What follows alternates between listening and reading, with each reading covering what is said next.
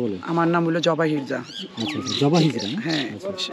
সেতু বন্ধন কল্যাণ সমাবেশ সমিতি।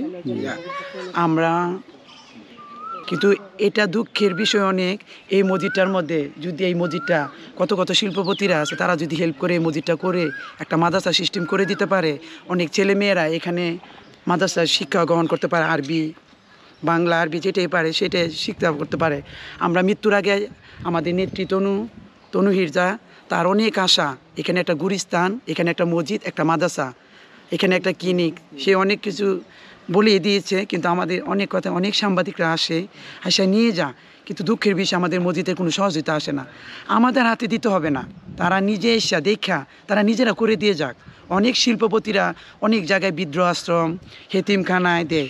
আমি চাই আপনার কাছে, আপনি সাংবাদিক মানুষ, আপনার কাছে আমার অনুরোধ, এই মসজিদটারে যেন কিছু আপনার দ্বারাতে একটা কিছু করে দিতে পারেন, এটা আপনার কাছে আমার অনুরোধ।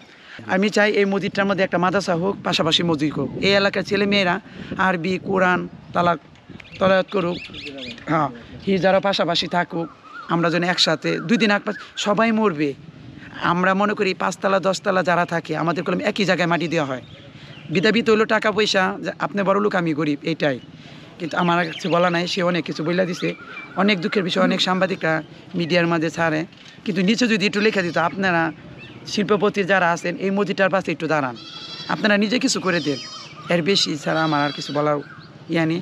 আল্লাহ পাকের কাছে দোয়া করি, আল্লাহ পাক যেন আমরা এই উদ্যোগটা যেন কইরা মরতে পারি, যে ময়মনসিংহ শহরে একটা নাম থাকে। আপনিও এখানে আছেন না? ওই যে তনু ভাইয়ের ইয়েতে আছেন। হ্যাঁ, ওই সংগঠনে আপনারা এখানে আপনাদের সংগঠনের নামটা কি? সেতু বন্ধন কল্যাণ সংগঠন। সেতু বন্ধন কল্যাণ সমিতি না? এর অধীনে কতজন আছেন আপনারা? এখানে ছিলাম তো আমরা বর্তমানে 220 জন আছি। এখন আমরা 20 জন নাই, 260 জন আছি। 260 জন কি সারা ময়মনসিংহের? না, এটা আর ময়মনসিংহ পাশাপাশি আরও সংগঠন আছে, ওই সংগঠনে বলতে পারবো না কেন। আমাদের ময়মনসিংহের সংগঠন, হ্যাঁ, তনু হিরজা আমাদের প্রথম এই ময়মনসিংহ শহরে প্রথম হইলো আলোর সেতু বন্ধন প্রথমে শুরু করেছে এই উদ্যোগটা।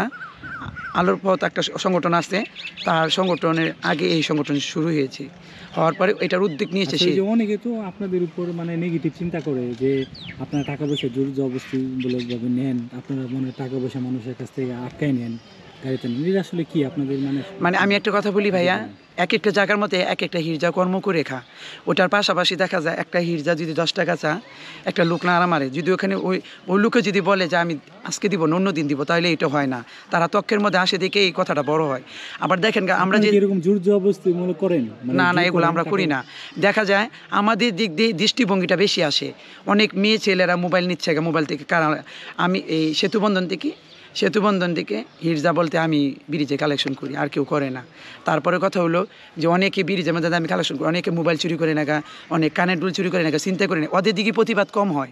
আমরা হিরজার যে পিছিয়ে যাওয়া জনগোষ্ঠী, এখনও বলবো না পিছিয়ে যাওয়া, আমাদেরকে সরকার অনেক উদ্যোগ দিয়েছে, অনেক কাছে টেনে নিয়েছে সন্তান হিসাবে, কিন্তু একটা কথা হলো ওদের কোনো হিসাব নেই। আমরা 10 টাকা করে তুলি, এটা নিয়ে উদ্যোগ হয় বেশি। আর কিছু বলার আপনাদের মানে ভবিষ্যৎ পরিকল্পনা কি বলেন? আমাদের ভবিষ্যৎ কল্পনা আমাদের নেত্রী বলে দিয়েছে, এদের একটা কর্ম দেন।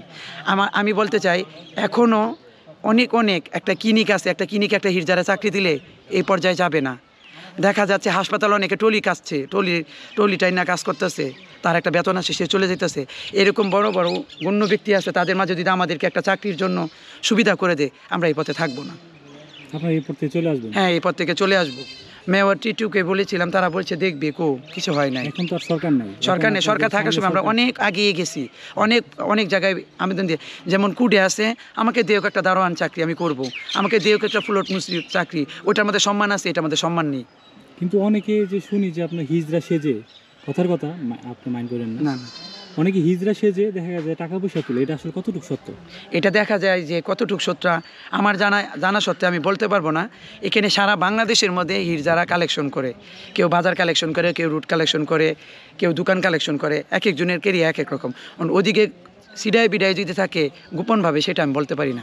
আচ্ছা, আপনার মানে টাকা কালেকশন করতে যায় কখনো কোনোদিন এরকম কোনো বিপদের সম্মুখীন হয়েছেন যে আজকে আমি মানে এরকম বিপদ পড়ছি? হ্যাঁ, এরকম অনেক লাঞ্ছিত আমরা হই ভাইয়া, অনেক হই। মানে অনেক এরকম হই। একটা ঘটনা আমাদেরকে শেয়ার করতে পারেন যে আসলে এরকম চাইতে গেছি, এরকম মানে আচরণের শিকার হয়েছে বা মানে এরকম আমার জীবনে হয়েছে।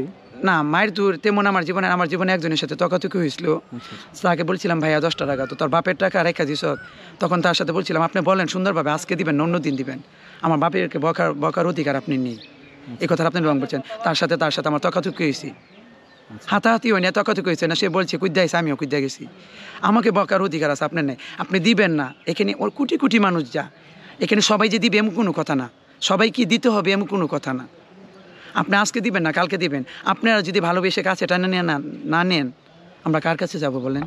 আচ্ছা, এখানে আপনার আরেকটা বিষয় একটু আপনার কাছে জানি, সেটা হচ্ছে তো অনেকে আমরা মানে আপনাদেরকে টাকা পয়সা দেই না, সেটা একটা কারণ হচ্ছে যে আপনারা মানে টাকা পয়সা কালেকশন করে বিভিন্ন ধরনের গান বাজনা, বিভিন্ন ধরনের পার্টি টাটি করেন, এরকম কিছু মানে যে বিষয় আছে যেটা আসলে আমরা ওটার জন্য অনেকে টাকা পয়সা দিই না। আসলে এটা কতটুকু সত্যতা সেটা আপনার কাছে আজকে একটু জেনে নিই। আচ্ছা, কতটা? আপনারা 5টা ভাই আছেন, আপনারা 5টা ভাই 5টা কর্ম করেন।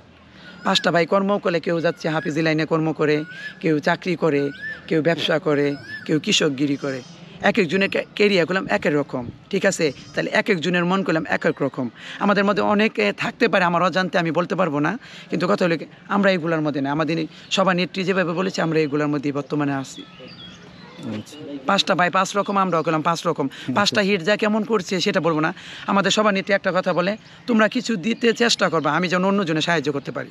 কিন্তু দুঃখের বিষয়ে আপনি এটা যদি মিডিয়ার মাঝে ছাড়েন, আমাদের মসজিদটার জন্য কিছু করতে চেষ্টা করবেন। এখানে চাই আমরা মসজিদটা তাড়াতাড়ি হোক, সবাই নামাজ পড়ুক। আমাদের সবার নেত্রী বলে, মানুষ মৃত্যুর পরে তার একটা সুনাম নিয়ে মরতে চায়। তার একটা গুণ হলো সেই জন্য একটা মাদ্রাসা করতে পারে, একটা গুলিস্তান করতে পারে, একটা মসজিদ করতে পারে।